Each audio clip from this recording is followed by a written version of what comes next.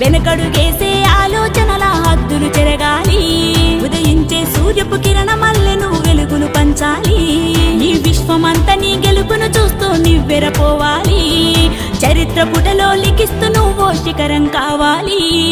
అవకాశాలు అందకపోయినా ఆపకు నీ పయనం. అనుక్షణం నీలో జరగాలి ఓ మేధో మదనం. గడిచిపోయిన గతమంతా ఓ అనుభవమే లేరా. కదిలే కాలంలో పునాది మెట్టుగా చేర్చరా.